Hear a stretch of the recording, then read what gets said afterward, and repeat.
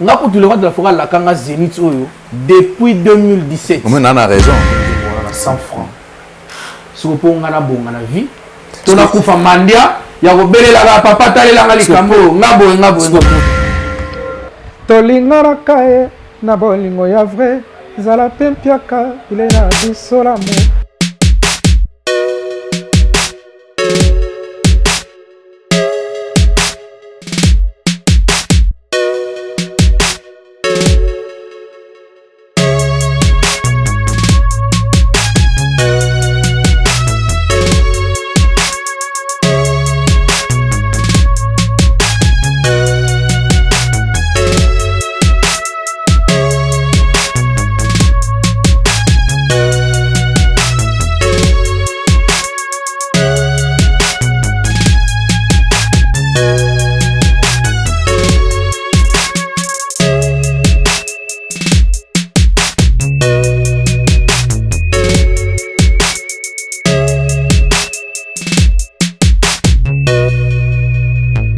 Merci Recam TV, merci à Batman Swapé, ça va. Monsieur Chance, c'est vraiment pour présenter l'émission bien.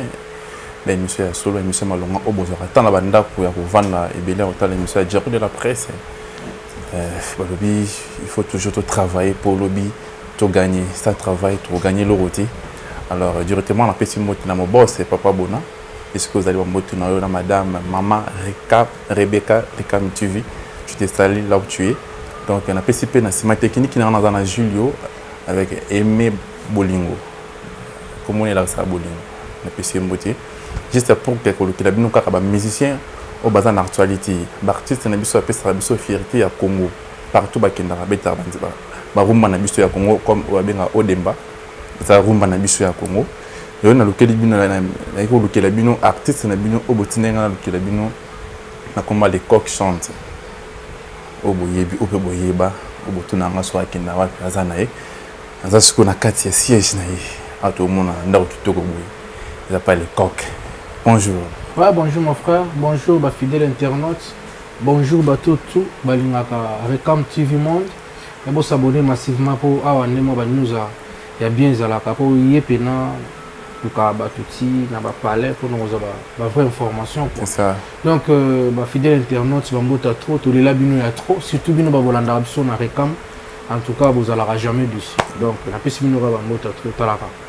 OK, merci beaucoup après notre épisode sur mbote na Sarah Tirbo, Bambote Nisikazale, na pesi mbote na massa na sam par cœur béni Bambote na yo.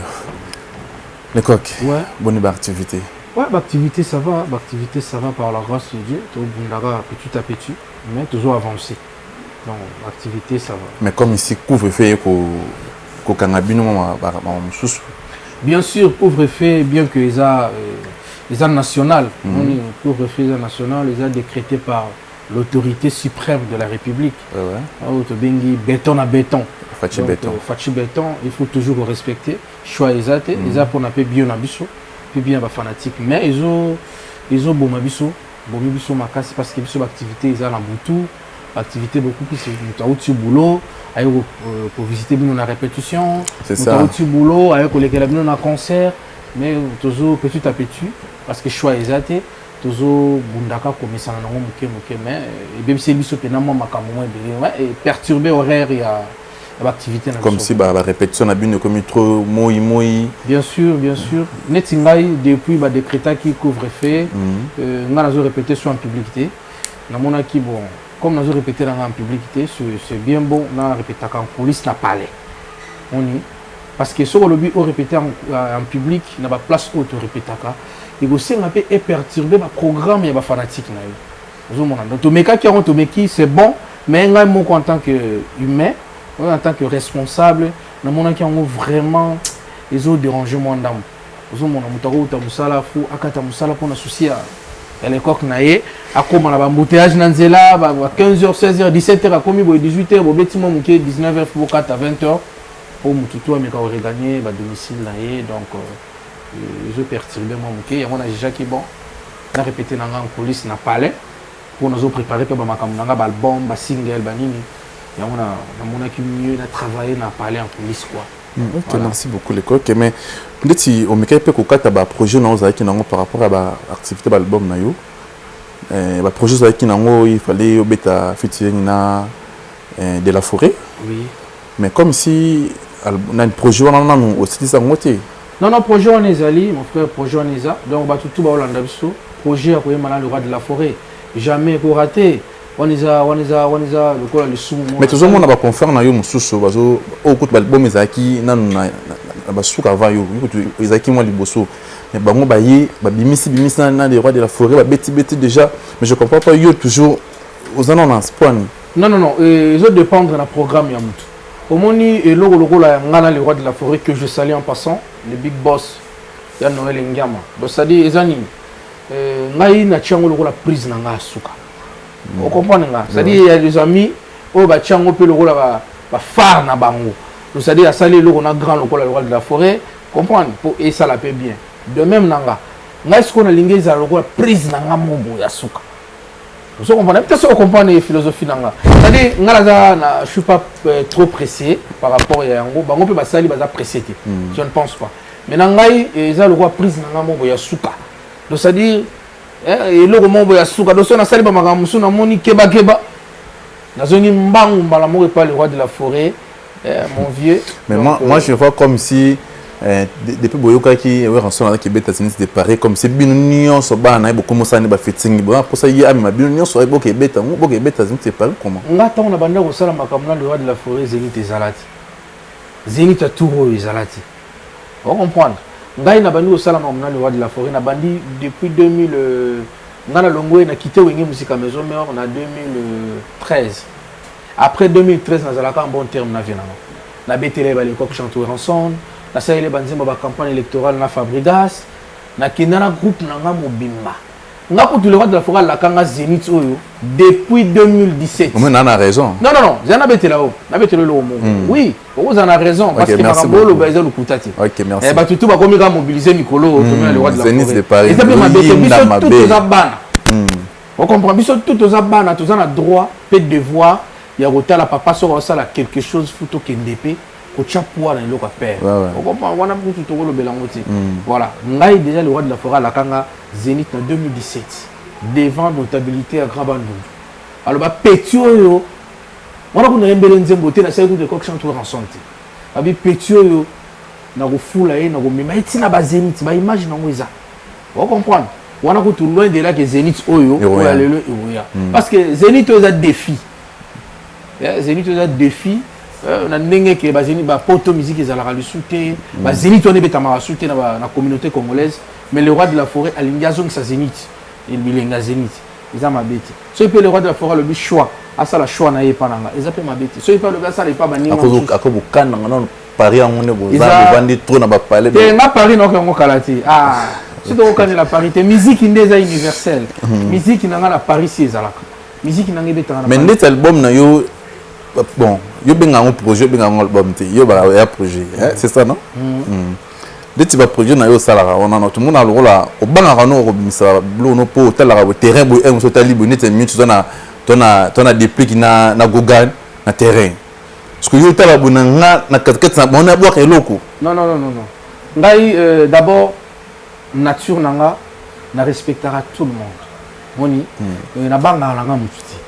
Nga pena ko banga niti nga pena ko banga niti na éviter na beta musique très bien na sala mamnanga na sala ngo correct na sala ngo bien puis na sala vrai na ki wenge pe lisusu ça dit neti déplique pomba nuance héritier Watanabe album na bango stabilité na mi ange les album moko formidable vraiment coup de chapeau na déplique pomba nuance stabilité coup de chapeau na héritier Watanabe na mi ange mi démon eza musique congolaise.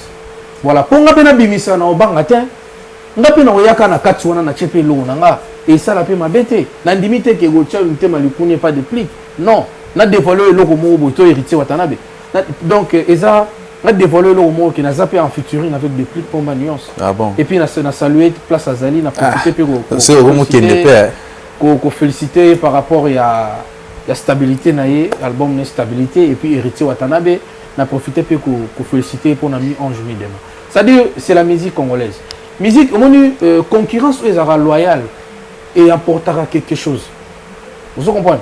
ah na yoki album ya Héritier Watanabe mi ange ah na yoki ba nzembo moko ki wana musique na yoki déplique na yoki ba tembe na yoki ba na bi te ngape funa bonga mapona ya awa on comprend moni match aussi ezo betama na terrain on comprend coach ayo mona ngo sur place coach sala i plan ayi mais ba supporters likolo ba otala na biso ba totala na palais awa jouer wala mi faut que ça jouer on comprend so ngala za avantage on a pour no mona bango na yoki déjà album na bango ils a tellement kitoko ba album bango alors et puis singa pe volonté na mayele mombo ya okeni nango pe banzela mususu neti mikolo tozana ba lapangai mikolo tozana ba lapanga on comprend tozana banzembo belé oyo esala ke so de ngana bwaka nde kwa kena ngo boye tenga pe na kena ngo boye mais na plus pas félicitations na générique na yo machine à voter na zoka ça va vraiment zo beta mais yo pour na moni ngo tikala na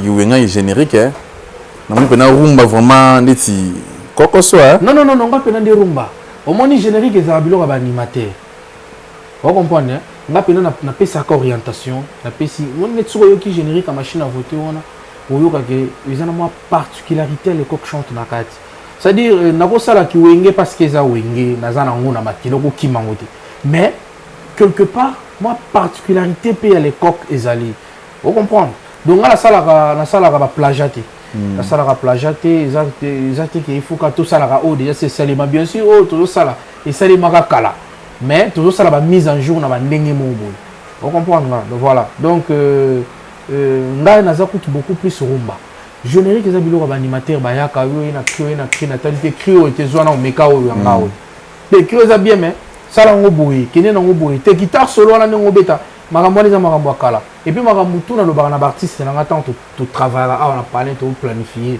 li banda ba yo ka ba résultat na pour tout ça la makambo pour na li banda pour na biso moti na biso momoni musique lelo ba soliste bon oti et kene na ngo li bande wo yo kayo et tant to beta ngo même na ba répétition même na ba ndule tant to beta ba ya ka surtout soliste na nga bu solo ka après merci pour na nini pour orientation pesa kinga na yena ndenge na ngame les orienter par rapport à musique commerciale ba ba yo kango et c'est pesa ba to beta ngo pour na biso mo voilà. OK, merci beaucoup Rekam TV, merci beaucoup na Landrin Zambaka Luka. Ba fanatique nyango nyonso bozana partout dans le monde entier. Anniversaire à Tchao de la presse le ma bote ma jour à maman de ko yo kama kambo yo charge jour à maman le 8 mars kasi omoni na nzembo na yembi lapanga nemeli ba maman c'est-à-dire quoi omoni ba maman baza ba victime de to benga ba fumeur ba maman baza beaucoup plus ba victime na ba mibali bazara beaucoup inconscient comprendre moi mobali mo boye azana ba moyen na mais mutu na ye ezo sala kwa mona muki c'est-à-dire ozuma na bato botisi lobi négligé mutu mususu lobi ya azui à valoriser yo comme lokozonga lapangai quand tu vas no boye to sa une émission voilà mutu mo massa mo pire pe azape journaliste au solati mais attends la statut chaque jour tant maman ça émission dans le coq basé belé fort a combien yo tu n'as pas le coq na benga to sala pe émission te fala pa pour attendre la chaque jour na statut après ça motete on comprend ba jara mata bon on est au bout donc mutu mo lobi négligent ki yo le lapangai donc mutu mo lobi négligent ki yo lelo moni be mi fula mi makambe fula mi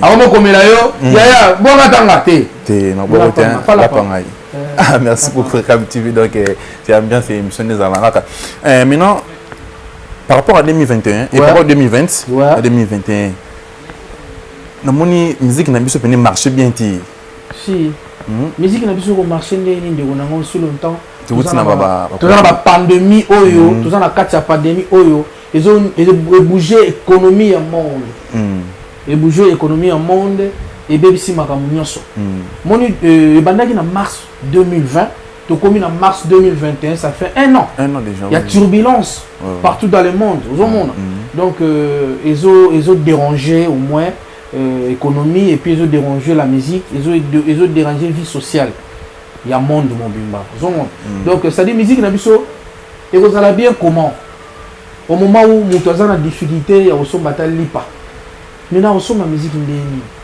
mutu ala mwina ntongo na ozodefa lipa ya 1000 francs po atika na pale est-ce que bino osala ndenge ni mpo okota studio oza na producteur comme donc d'abord baproducteur congolais bazalaka su te wana futo rappele na bato baza ti yango moni biso mo ba artiste ko mi obunda na ba mais forte ya ba mécène on comprend lokola ba vena ngai Blaise Mboko lokola ba Willy Musheni Kodamboka vous comprenez lokola ba Zéphiré Nyanga mais possible n'est pas Zéphiré Nyanga vous comprenez donc Banambongo donc surtout que lokola ba vena nga Amédée Mpata fils d'Abraham mon oncle Didier Massalou le directeur Jean-Jacques Essoki le directeur Panorama Média bato lokola ba wana et là ils ont dérangé ça au moni mboka na biso jusque là bazo prendre en charge des artistes tous ça millionnaire né tous ça mes frères les timba pena boina ça millionnaire parce que ceux qui ont 80 millions d'habitants par exemple na bimisi album na $1 à pamba économie mboka na biso sur les malam 80 millions de personnes baso minga na journée moko to na un mois à pamba je suis millionnaire pour et là on est aux gens na ça va ONG na ça va orphelinat na produit peu artiste mususu mais bazo te kanga na 100 francs et tu peux imaginer au quel studio surtout tu as calculé le programme moko kaka nzembo moko par exemple un peu exemple moko typique les coq chantent au côté studio par exemple na Ndiaye par exemple passe plus jazz séance moko c'est $300 surtout tu calcules ya banzembo wana obengisi bato ba betelo ba compagnon ba kera makamutu tout na fait nzembo bo tsali audio pamba au komi na $2500 so il y a un clip à figurante banini ba espace banini au komi na $4000 au bimisi nzembo zo promotion mais ba otekelo nzembo wana na 100 francs so ko ngana bonga na vie to na kufa mandia ya kobelela la papa talela ngali kambo ngabo le gouvernement congolais ni ou kokolo pour gouverner parce que ba na koloba nakato maloba tengi ona ngai biloko boicha na kana fort parce que oui ils ont normalité tous un pays moko très riche mais tous kufa ba pauvre culture na mboka na biso est abandonné surtout biso ba artiste heureusement papa na biso Fachi béton na béton a sali choix na jeune congolais où a payé les responsabilités du gouvernement comme premier ministre. Je pense que dans le gouvernement où ils ont une union sacrée, tu vas se retrouver à ta biso artiste cette fois-ci. Parce que tu commences à artiste à Beli, tu commences à la télévision. Les artistes, les artistes, pour la salle, ils vont faire studio. Venga studio. Vous n'a pas la famille. Ah, ma camouflage. Parfois, ma maman ma pandémie, l'économie, ma camouflage, belé, ma compagnie, belé, kangal. Vous avez ça, tu vas changer ou vas mais oh, gouvernement, ça on a pour aider biso. Artiste, c'est le studio public, studio à l'État, c'est le salle mythique. L'État on va payer les coques, on a payé sur salle où se produire. On voit là l'État dans un pourcentage. Salle il y a 80 000 places. C'est une promotion de la chaîne nationale, la chaîne locale, c'est une promotion bien, la bêtise côté l'État jusqu'à pourcentage n'a gagné. Nous avons la facilité au la gauche et droite. Mais c'est ça. Si vous avez besoin de vous, quand tu vas zénith de Paris, est-ce que le problème c'est quoi? Bino artiste sont congolais bolinganiti. Babengi bino betara nzembo ya pamba ya RDC ekomi ya kobenda na boy. Non, wana pena photo éclaircie. Oya zongisa boy. Oya sala boy. To éclaircie yo mukolo. Oyo leki mais finalement il est comme qui. Omoni bilo msuto roloba. Moi to bomba ngo ezati. Biso na culture na biso bolingo ezala. Oui. Mais ezana bassé oyo bazali boso na biso balingi ba petit na bango te balingi ba frère na bango te. Surtout les kamali konda. So ba yoki ka ke eloko moko ko bima wana ba komi ko tala na bilongi. Deti banani. Qui est qui? Deti banani. Non, dans l'ensemble, dans l'ensemble. Mais faut c'est tabe ko banga mutu te. Non, on va ngane na boy. Na banga mutu. Banga te ka stanga ba ko banga. Na betanga ba komo na bango te. C'est pas important. Omoni c'est important parce que omoni né na olo baboye, ba grand na biso bayebi ki tango organisation ya ba koma ngata ni lobata yondima bon yo so kotangisa na ngaji ka so ndima ngata yondimi aye ngata comme yondimi aye to ke bon ngai pena na zana kilso otanga ba koma ba et pour la nini non na biso lo mon frère na zana kilso otanga ba koma ba tuti o koma lo ka to sa publicité mo bo ya ba tout mo vous comprenez oh to ça la bonne publicité place baza na yebiki ba landa biso va comprendre que batika système wana to utaye ko kuta ngona ba ne passé dans le régime passé. Alors cette fois-ci, tout ça, l'union fait la force. Donc je crois, cette fois-ci, comme tu dis, le Premier ministre a jeune, Makambe Bele Gobongwana. Et là, tu as déploré car on a mis la musique. Ils avaient fait un temps pour un projet. Quand ils ont fait un projet, soit une initiative, il y a un associer à tout le monde. Donc ça, la part des choses. Bon, on l'a rabattu sous. C'est pour ça que tu as congolais, tu es artiste congolais. Parce que bien, on a bien, on a une zone d'Ibolier. Bon, tu as bien. Non, pas couvre-feu, bon, on a beaucoup dans le studio. Batika biloko wana batika to déplorer ba biloko wana batika biloko wana biso tout ça ba congolais biso ne to remplacer bino lobiti so beaucoup ça la part des choses moment tala na tellement petit na yo master ya petit na yo petit ya master na yo comme les gars entre bino non ba vient na biso avec tout le respect et quand on a katuna malo excusez pardon moi j'ai besoin de citer les noms des personnes au basala buzo ba comment était mon nso bo tanga ba komona bangote. Peut-être que le gouvernement a posé un exemple. Avec le quoi, alors ceux qui listent les bimi, il y a un posé un bon ébélé. Le gouvernement est baqué à la mutuelle de ce bon ébélé, mais tu peux ça un bon été. Tu peux ça pas JB. Parce que nous non, au moins va faire absolument quoi, papa chéri, va faire absolument quoi, va faire Tony, va faire absolument quoi, va zé quoi, wana, va faire absolument quoi, va quadra coraman. Nan limite que bango ba oza na esprit wana.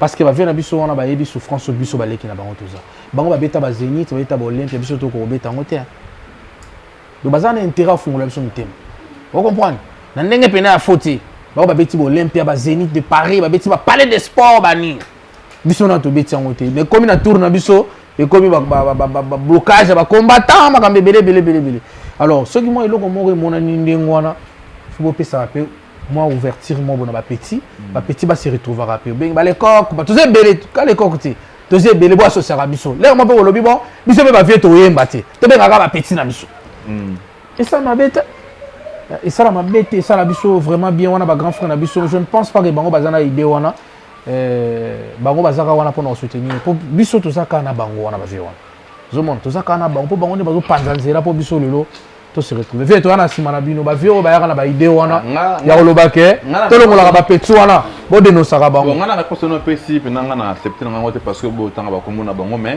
les gens ont été ces jeunes habitués émission pour tout bêta mais il faut d'abord aussi tara les non et ba o ba sala mabe na musique na biso Congo parce que tout ça batu mutu moko to aller sara mutu boya za la rater mutu moko sala ba bosone ni ba za la rater alors ba projet ya prochain album na yezuya na mito comme na niveau nini si na banda de studio si na banda qui déjà studio donc ma projet nanga na le bac 2021 tout ça na lapangai le 2021 ils ont un projet en featuring donc 2021 na le bac yango parce que album nanga liboso déjà signe de temps ils ont 12 titres sur 12 titres on a yemba nganga na artiste nanga maintenant le bac deuxième projet yango aussi na bandi na le bac ils ont en featuring donc album nanga o ya touro ils ont en featuring déjà si na banda single liboso pour ngala bimisa toujours progressivement single par single voilà single à liboso ezanga des plics pomba nuance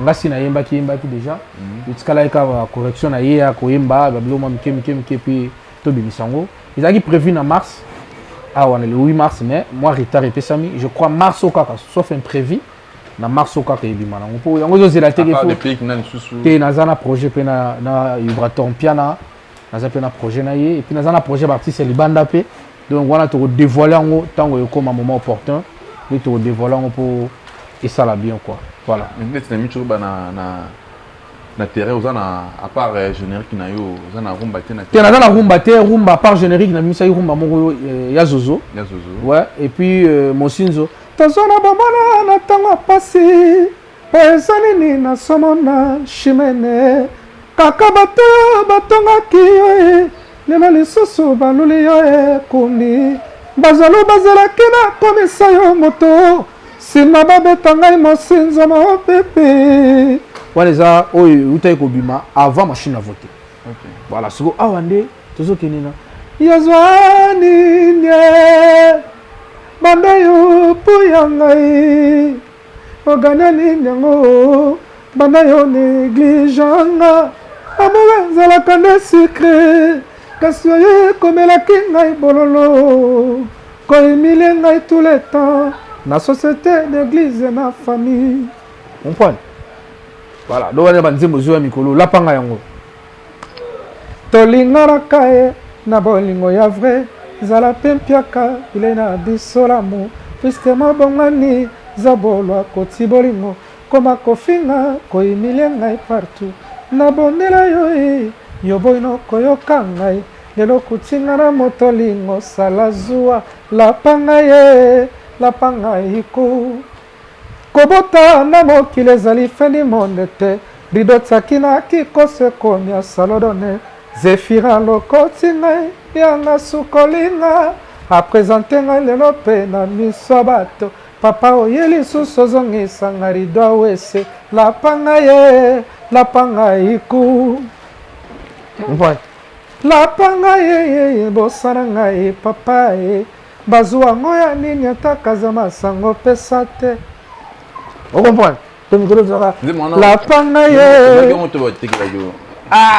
banzembo tokomaka banzembo tomodifiaka mpe pa baparole donc napesi adive mbota tro napesi jojo lina mbota tro napesi Gino Becherel l'écrivain mbota tro napesi Merdi Kim mbota tro napesi baparole tout ya Congo mbota tro quoi surtout à Kinshasa donc voilà tozwaka tomodifiaka mpe et voilà quoi.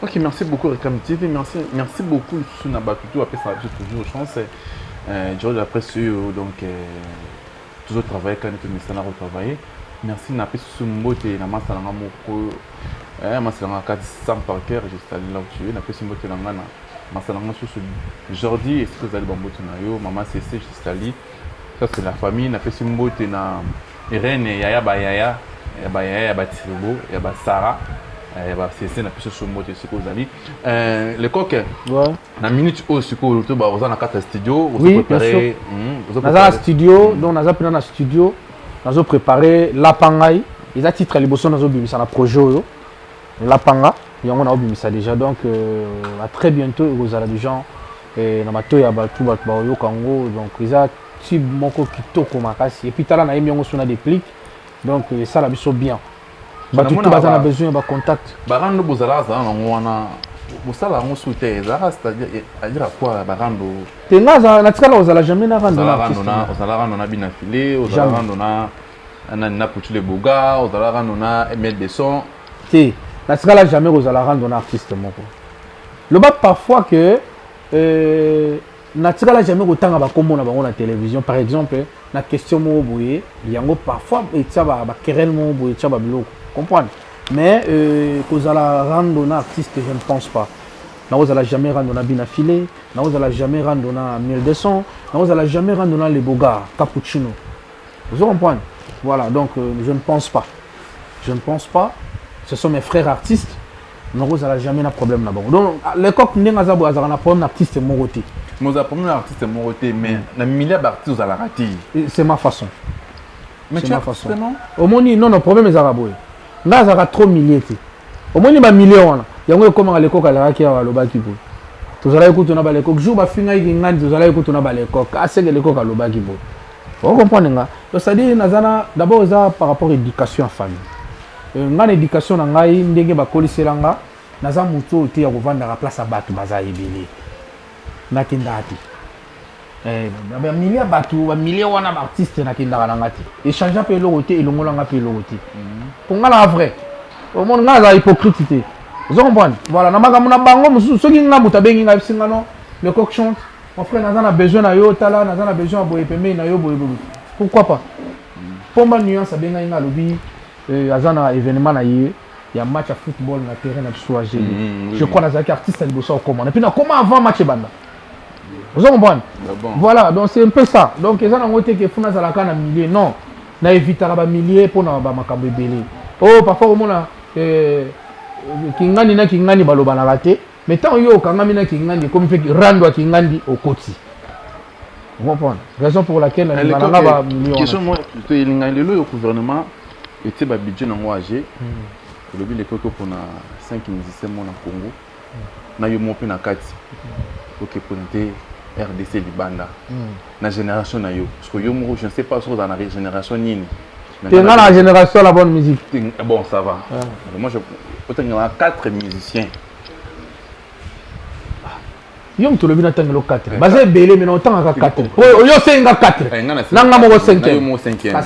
Non tant à péga 4. Héritier Watanabe. Deux la génération mon héritier. Dans la génération la bonne musique. Yo le génération la bonne musique. Génération so ngala tangi siko, nga siko na tangi. Omoni tous na ba grand. Tous appelle na ba grand oyo. Balandi ba grand wana et puis tu as une génération ba master quoi mais c'est quoi moi je comprends pas grand balandi ba grand non les aboy omoni non la ligne te la vérité des urnes la ligne na otanga lo ba kombo epsi na tanga 4 oui tanga ba grand no so ya wana ina lo ba grand wana tant lobi ba grand wana génération ba 20 sonnet oui merci ba on va 20 sonnet va venir so quadra va venir so waze quoi va venir so papa chéri OK va venir so waze quoi génération na bango so kiti muke na génération elandi bango voilà na ba veredi kuna likolo voilà so kiti na moi seboye to mona ba faire egola ba fali ipupa on comprend nga so kiti siko na génération na biso de bo mona ba biso ba lekok ba héritier Watanabe ça na tuna ki oza génération mon héritier yo kana biso héritier dans la génération héritier ozo boulé héritier oyo ya wende maison mère nazo boulé héritier te ngana PMK oza génération mon héritier mais pourquoi pas tout ça nabi mais c'est simple ça c'est peut-être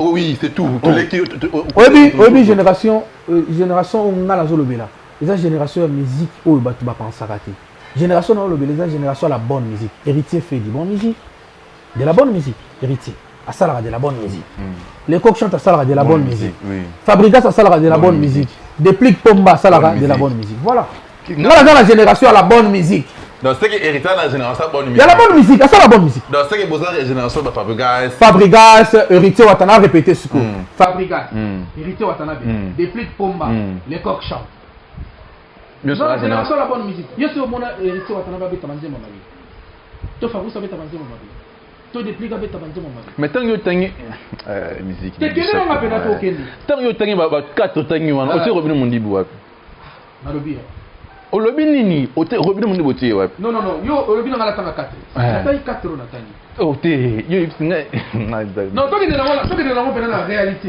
na tangi 4 artistes oyo ba ki pointe mbo libanda oui na tangi héritier Watanabe na tangi les coqs chantent na tangi Fabrigas natangi depuis Pomba na yo mongo nanga mo sense o que longue so wana merci répondre nga surtout na génération oyo lobi donc c'est Robino Mondibu ana génération na binoté wana non Robino Mondibu azana na génération na biso mais yo kana biso non o lobi na tanga 4 so lo ba na tanga 8 bona na lo na ngala élargi na longo na liste wana na sala musique na yes go na génération to so la génération mais tout ça na bien Robino sala musique n'est bien azana génération la bonne musique asala musique n'est bien musique nde moni ya Robino Mondibu yi lubilu wasomi motuka po boye baye loboko kaka boye gogo mo porteur po baye bake kolobo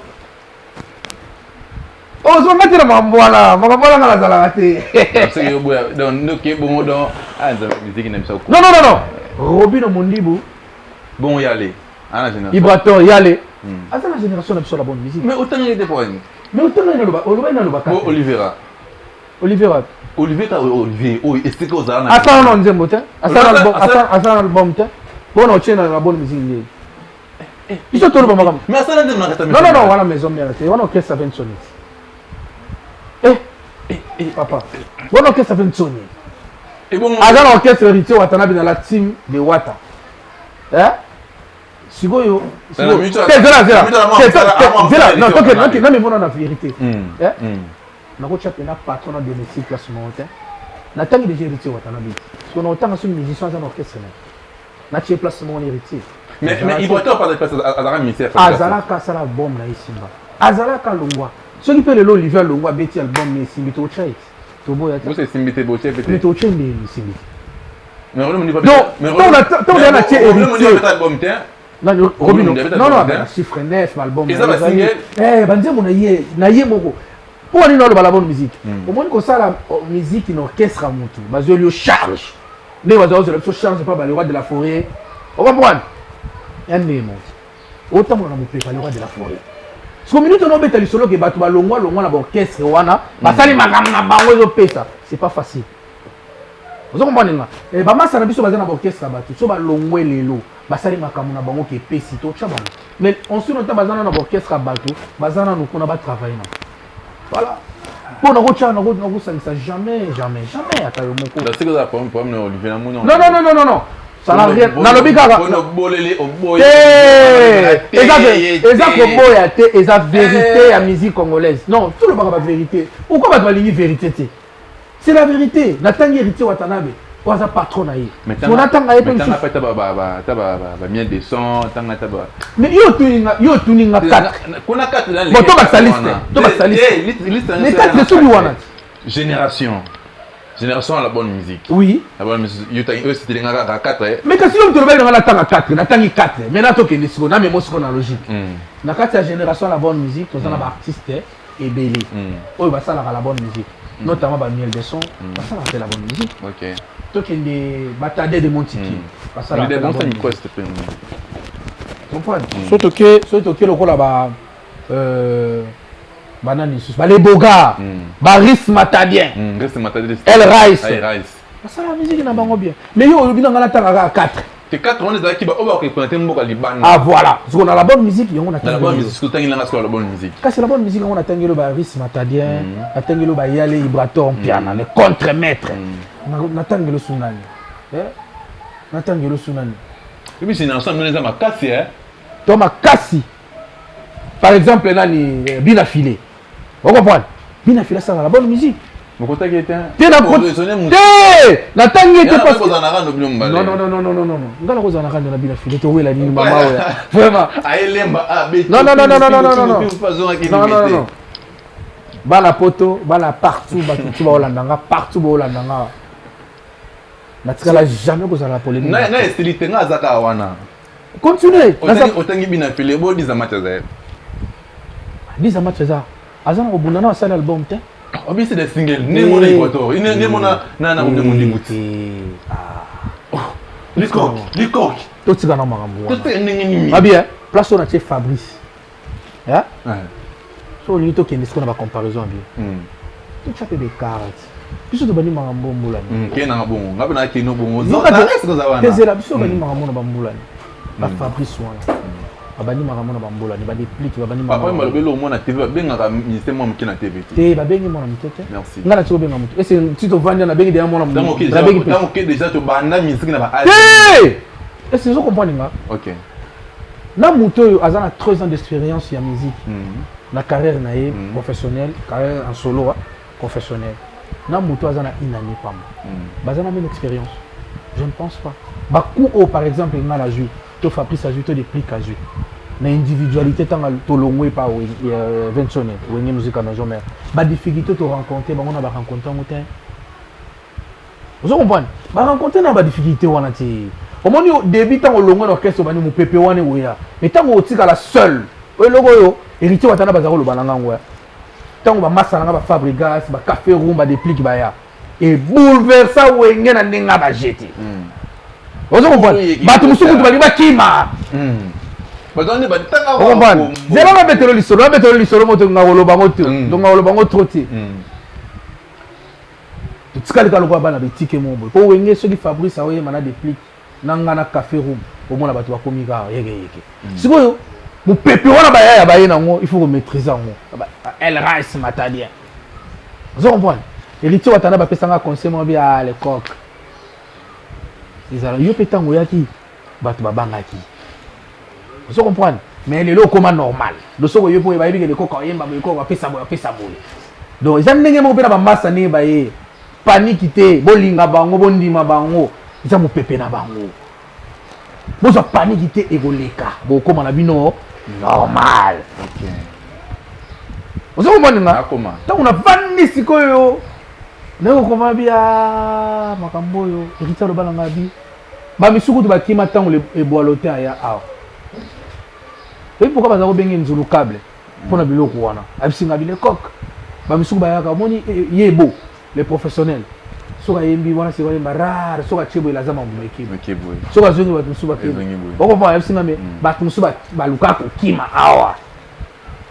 mais bazwaka maîtrise makambo ezongaka la normale donc bango ne baye eza mopepe na bango boyemba na bango baza na mopepe wana comprendre bino soki botravaille sur dur autant bozotutana boye esa bino omeminga nzela molai moko omeminga bango tena te mpona sadia omeminga nzela molai moko nayebisa nzela omeminga na olingi okimisa nga nde sikoyo deba tozanga na patonga nangi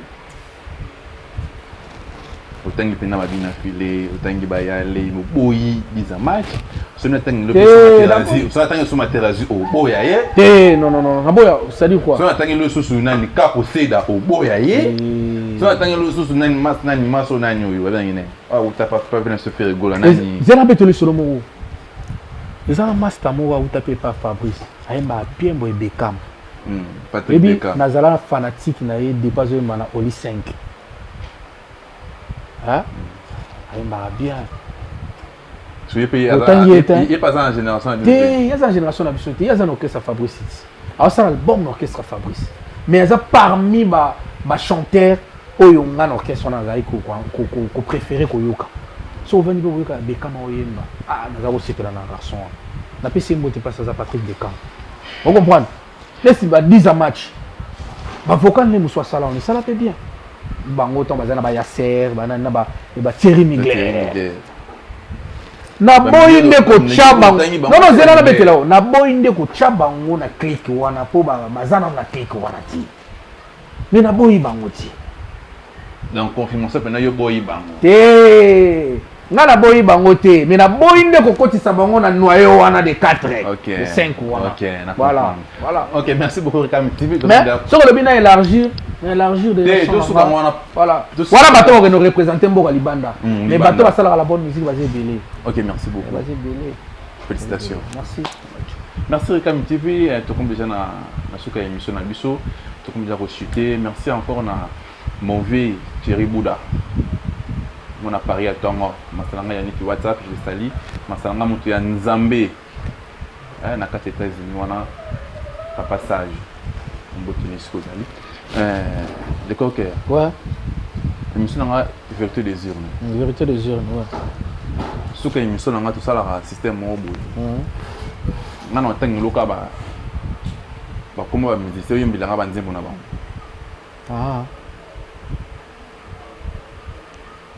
ça peut aller.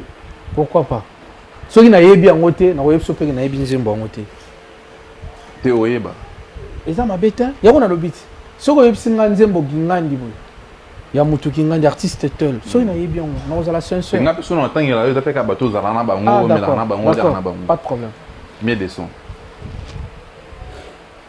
Mel de son nzemune moko wa utso bimisa mikolo wana siko ya wengeto ya awa nzemu nyonso kaka oyo muno za libre pona oyemba nzemba mel de son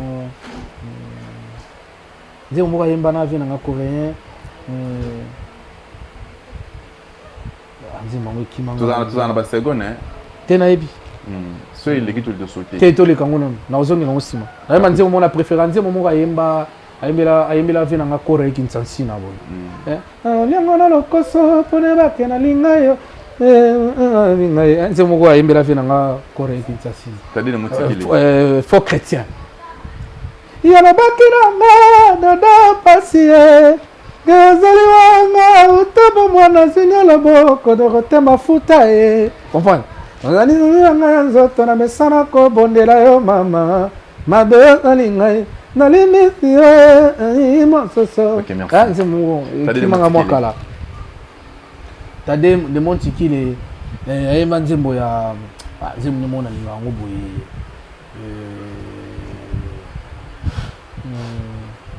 nzembo ngo kiminga nzembo mo tade boye ayemba ngo bien achana eloka père na bango tezela ayemba nzembo moko acha elo mo boye avie na kati boye ayemba amonaki nouveau riche azali kona ni bongo na ni bengaye comprendre avengi yeba kende ba weekend OK merci sauter kiminga bébé Chanda nze monia bébé Chanda nze bébé Chanda na éviter l'école na bien moté na bien moté On a bien monté. Tous les gens ont besoin de Alexandre Ngongo. On a bien monté. Hein? Innocent. Il y a beaucoup plus de animation. Hein. Ils ont Kanga Mikolo. Yo pe ba pe sa yo. Eh ba bilo mo ni ngwana. Eh ça c'est. Bien am so quoi da. Yo ko tuna la banzimu ni talebele. Là mi moko. Neti nzimu ni yo motolo bakyo komema ngala mokongo okatisa ebale tina ngambo susu. Comprendre? Neti ye banzimu ni na yoko yango presque chaque jour. So yimbo na giyo. Te zela na melo nzimu ni mo na linga trop. Na linga ngo trop. Chéri nangolo bako sambela kanzo ko ebite. Bolingo komama na Biblia yango tozo salela. Linga moninga lokolo milingaka Angelo azana mapapu, Angelo azana mapapu, kasi batsaka ye molongo moko na bandekete ye. Merci beaucoup. Voilà. Nzembo ya nzembo ya Patrick Beckham. Ya Patrick Beckham. Ah, troisième moni na yoki te hein. Molobi yemba bodoli. Te yemba bien na yoka etango zo yemba na album ya Fabregas. Bien que na kanga ba voko na été mais yemba bien. Fabregas. Nzemba Fabrice. Likamba bonga yo. Likamba bonga yo. Papa ke bogo ngai. Wa maestro de. Bien affilé. Bébé, kobo yanga lute, kokima ngala lute, kobo yanga lute, bébé. Lelo na dopusa na pene. Voilà. Oui, mais là son petit moko. Ils ont la carte studio né limité. La dédication pas mon moko. Ah. Nan article plateau oye manze mwana. Oyanga. Ya yo moko. Ah OK. Na imbele nze monini. Na sepelisa ye, na imbele nze monini. Comment on Sarah Tirbo. Sarah Tirbo. Sarah Tirbo, je te salue. Et puis na imbele nze mo salo bien, nze monanga mo za na studio. Nze mo tellement les qui belé à kitoko et mo comme la mambri. Le temps passé ne revient plus, Sarah. N'a pas ça qui a volé mon langue, il faut les grâce aux pieds. Change que ce qui peut pas la sénation, maëlle. Bazala reso, baye balobake, mobali nasa mobala kobalate. Follow le toit colonnate, et kokyoza la pepazon. A kokyobo mayona, maroba sukalina monoko. A expliquer ma negena za moi sa vie, naye. Zoka yanga fait soit seda na maboko ya zabolo. A changeanga déjà très salamu. Nazala kilokater na koma baye. Kimpa kotika kina koma jonke. Voilà. Ok, merci beaucoup Sarah Tirbo. Dédicace nze mona gito makasa mbele corps chante. Peut-être qu'il y a beaucoup na yo ba sensation ba Si. En tout cas un grand merci d'abord na Recam. Tu vis monde pour la surprise ya lelo na palais. Et ça linga vraiment waouh, ça linga bien. Je crois que tout balandi biso. Oh tout à mon abetani libaku.